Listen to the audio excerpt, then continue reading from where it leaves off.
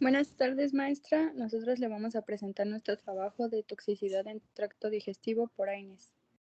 Los integrantes de mi equipo son Huerta Montero, Evelyn Alejandra, Pérez Trejo, Frida Fernanda y Plasencia López Celi, su servidora. Principalmente le hablaré sobre el sistema gastrointestinal. En este, al consumir alimentos, se digieren para extraer energía y nutrientes, para finalmente desechar los residuos no útiles.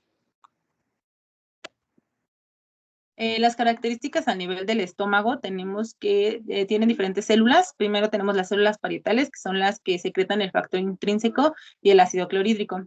Las células principales son las que secretan el pepsinógeno y la lipasa gástrica. Las células mucosas son las que secretan el bicarbonato y el moco. Las células G secretan la gastrina. Las células semejantes a las enterocromafines son las que secretan la histamina. Y se tiene considerado que una secreción gástrica es de 2.5 litros diarios. De igual forma tenemos a nivel del páncreas, donde se presenta la secreción alcalina, se producen enzimas de estado inactivo como el tripsinógeno activado en duodeno por la enteropeptidasa, convirtiéndose en tripsina. Entonces, a su vez, esta tripsina es la encargada de activar las demás enzimas pancreáticas a nivel intestinal. Y bueno, a nivel hepático biliar se da la secreción de la bilis. La mucosa tenemos que tiene una capa interna en el tracto gastrointestinal. Esta es la que está rodeando todo el lumen. Tiene contacto directo con la comida digerida. Esto se le conoce como equimo. Y la mucosa está formada por 4 capas. La capa mucosa, la capa submucosa, la muscular, que considera la longitudinal y la circular, y la serosa.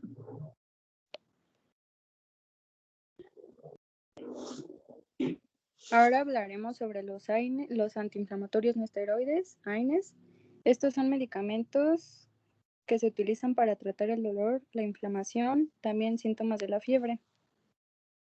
El concepto no esteroides hace referencia al que no ejercen efecto sobre los corticoides que nuestro cuerpo produce de forma natural y actúan como antiinflamatorios.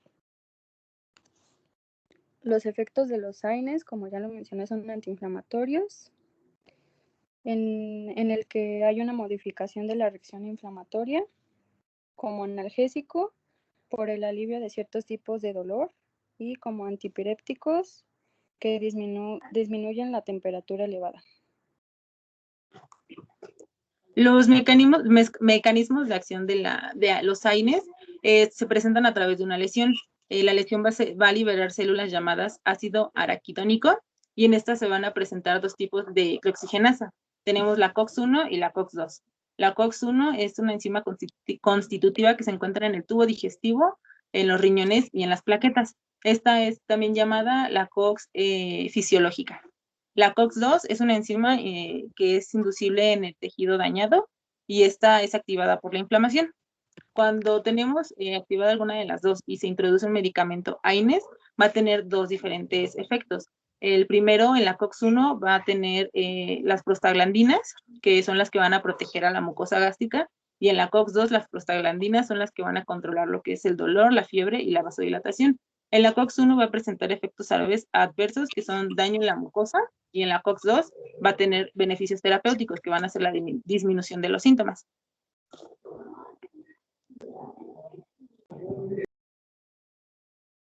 En su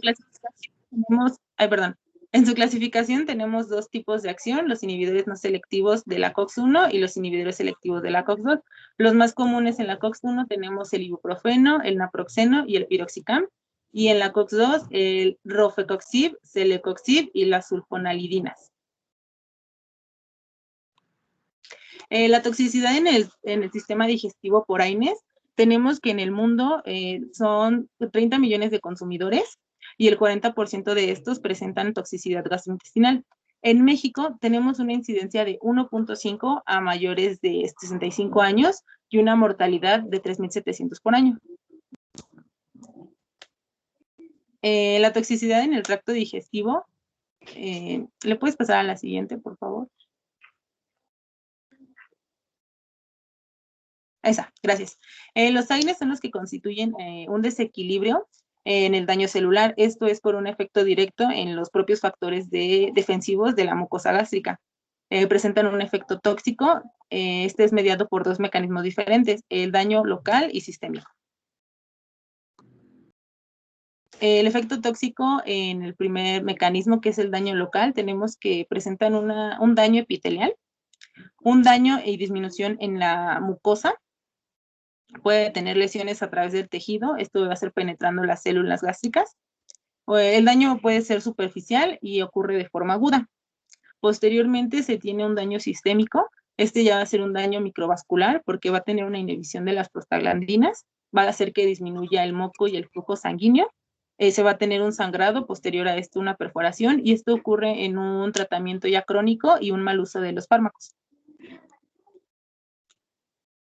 Las manifestaciones clínicas las vamos a dividir en tres, que es tubo digestivo alto, medio y el bajo. En el alto tenemos a lo que es el esófago, van a presentar úlceras esofágicas o esofagitis.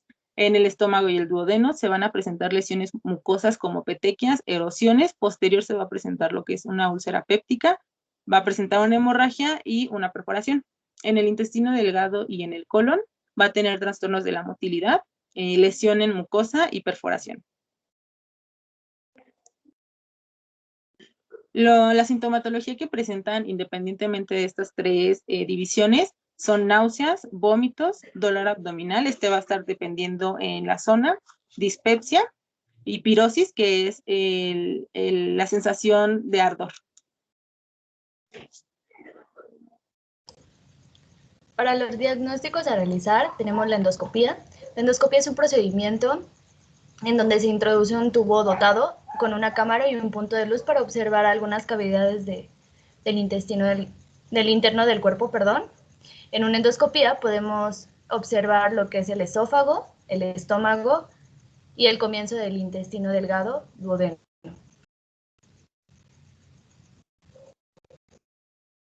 La siguiente, por favor. Gracias.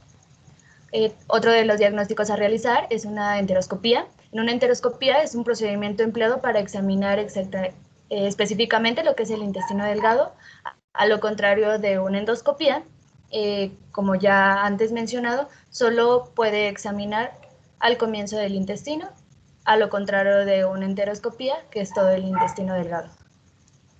Una vez realizado este procedimiento, podemos realizar una biopsia. Una biopsia es un procedimiento que se realiza para extraer una pequeña muestra del tejido o las células del cuerpo, para analizar previamente en laboratorio. Una biopsia se realiza para obtener condiciones tales como infecciones, desórdenes autoinmunes e inflamaciones por el mismo causa del exceso de estos mismos fármacos. Uno de los principales factores de riesgo son el uso de 2 o más AINES, adicciones, como es el cigarro o algún tipo de estupefacientes, alcohol, hipertensión arterial sistémica. Otro de los riesgos son los mayores de 65 años, infección por Helicobacter pylori, que es cuando la mucosa se presenta dañada, y antecedentes de úlceras pépticas. El tratamiento para lesiones gástricas por AINES son los antagonistas H2, como lo que es la ranitidina y farmatodina. Sabemos que la ranitidina es un principal activo que se utiliza para reducir la producción de ácidos en el estómago. Inhibidores de las bombas de protones, como el omeprazol. Igual es un inhibidor de secreciones de ácido en el estómago, y citroproctores, como el misoprostol, que previene úlceras por el exceso de consumo de estos mismos AINES. Una de las principales recomendaciones es el uso de antibióticos. Se recomienda un estilo de vida saludable y alimentación adecuada reducir el estrés y el consumo de tabaco y alcohol, como anteriormente lo mencioné, y tampoco es recomendable alimentos picantes.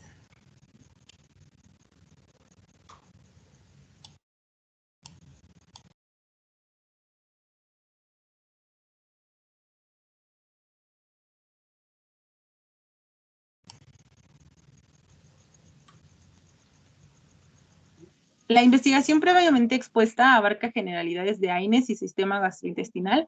Esto es para entender la toxicidad por el uso de los mismos, demostrando las manifestaciones clínicas y el manejo del tratamiento para dicha afectación con múltiples factores de riesgo. Lo aprendido principalmente es el manejo de AINES, tomando en cuenta aspectos generales del medicamento y del paciente.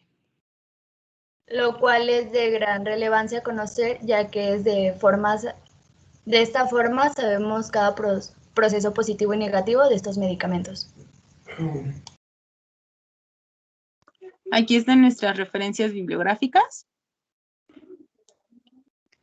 Y en la siguiente anexamos la rúbrica para nuestra evaluación. Y pues de antemano le pedimos una disculpa, maestro, por los ruidos externos a nuestra exposición. Después de 14 intentos que lo realizamos, al fin encontramos un poco de estabilidad en el sonido. Pero bueno, gracias por ponernos atención y esperamos nuestra calificación. Gracias. Gracias. Gracias.